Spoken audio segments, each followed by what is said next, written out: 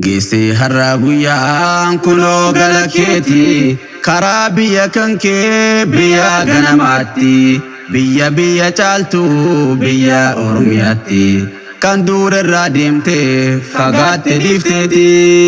Geesse har'a guyyaan kunoo gala keeti karaa biyya kan kee biyya ganamaatti biyya caaltu biyya Oromiyaatti kan duurarraa deemtee fagaatte dhiifteeti. Wayyaa biyya ofii maaltu si madaala rakkoottis bal'oottis dhufeetan si laala. Onnee koona seenee biyya koo jaalala. Onnee koona seenee biyya koo jaalala. Gaarradii fi mukkeen biyya koo yaadadhe dhooqaaf laga hundaa qalbiirra yaafadhe yoomin gala jedhe sammuu koo gaafadhe of cannaqaan ture ifiif of gaafadhe duris fedheen baane biyya kan koo dhiise maatii fi fira koo hunduu maalakkise jireenya jijjiiru biyya na fageesse rakkoo maatiif kan koo furuuf of qopheesse cinqaa biyya ormaas gurri koo dhageesse dhugaa ofitti mee mudhii koo jabeesse rakkoo lammiin kan koo karaatti qunnamu laalaa himaltuutiin aduun kan waadamu shiftoota baddaatiin kunis qixaaxamu qabamee tumame shiboodhaan reebamu birrii ergaa jechuun maatiif dawwilamu. Geesse har'a guyyaan kunoo gala keeti karaa biyya kan kee biyya ganamaatti biyya caaltu biyya Oromiyaatti kan duurarraa deemtee fagaatte dhiifteeti. Geesse har'a guyyaan kunoo gala keeti karaa biyya kan kee biyya ganamaatti biyya caaltu biyya Oromiyaatti kan duurarraa deemtee fagaatte dhiifteeti.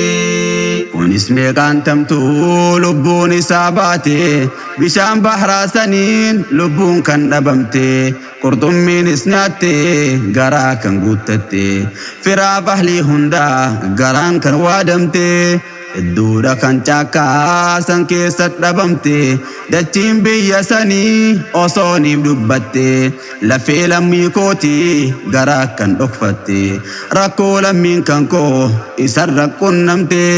Kunis shamarranii kan biyyarraa baate jireenya jijjiiruuf olii gadhamaate gola madaamiitti waa meeqa qunnamte ifiif humnan qabdu mudhiisi hidhatte dubbadhee waan fixuu rakkoo nu qunnamne waan biyyoota ambaa keessatti qunnamne gurri keenya takka waan gaarii hin dhageenye silas biyyi ormumaa hubanne.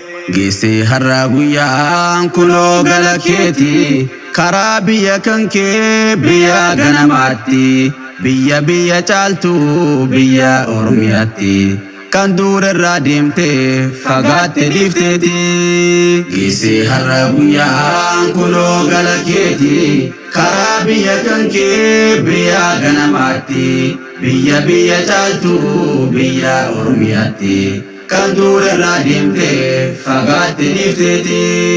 Har'a dhufne hunduu fagoorraa ol kaane keessummoonni hunduu anaa dhufuu jenne gaggeessaa Ibraahim Sheek Nadiifiif dhufne nagayaan nuuf kottu qaalii simanne anaa dhufuu jenne karaa biyya keeti yaa Ibraahim qaalii qaroo qarlamaati biyyormaa ormumaa silaatti waartuuti nagayaan nuuf galii karaa biyya keeti. Carraaqni duniyaa sindaqni akiraarraa barnoota diiniidhaa barataas geessarraa markadaafis aarsaa kafalaa kan turte barataa jabeessuun hamilee ittorte ustaada jabeessaa dagalee taatee fi kabajaaf jaalalaa hundaa kennitee fi bakka guddaa qabdaa ustaada keetii fi waan laffaate hundaa borii kee tolchuufi. Geesse har'a guyyaan kunoo gala keeti karaa biyya kan kee biyya ganamaatti biyya caaltu biyya Oromiyaatti kan dur irraa deemte fagaatte dhiifteeti. Geessee har'a guyyaan kunoo gala keeti karaa biyya kan kee biyya ganamaatti biyya caaltu biyya Oromiyaatti kan dur irraa deemte fagaatte dhiifteeti.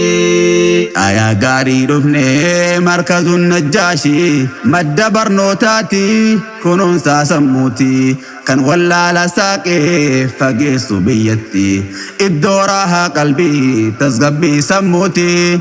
Ustaaz Hamzaa Tayyib yaa qaroo qarlama maddisiisaa ilmi yaa aqilaa namaa kan rabbiin bareeche nuuf tolche ganamaan amala qabeessa tasgabbaa namaa dhaloota barsiiftaa halkaniif guyyatti dadhaabe hin jenne xaamaa fi gannatti beekaa fayyuu namaa jabaadhu duratti jazaan kan kee guddaa boru akiraatti rakkoo dhokfattanii obsaan barsiiftanii kufalaa taphachaa afaaniin qoostanii osoo rakkoo qabdaan obsaan barsiiftanii galatoomaa jenne ustaadan hundinii. Geessee har'a guyyaan kunoo gala keeti karaa biyya kan kee biyya ganamaatti biyya caaltu biyya Oromiyaatti kan dur irraa deemte fagaatte dhiifteeti. Geessee har'a guyyaan kunoo gala keeti karaa biyya kan kee biyya ganamaatti biyya caaltu biyya Oromiyaatti kan dur irraa deemte fagaatte dhiifteeti. Kan daagatuun taane dirqaamin irratti Ra'iisaa Muhammad jabduu dubartiiti ispoonsara taate tolchite kanatti dirqaama obbolummaa ba'atte kanatti kabajaaf jaalalaa Ibraahimiif qabdu agarsiifte nutti jaalala obbolummaa jechuun kakkanaati kan nabiin dubbatan cimsee hadiisatti kunoo nu garsiifte hojiirra oolchiteeti.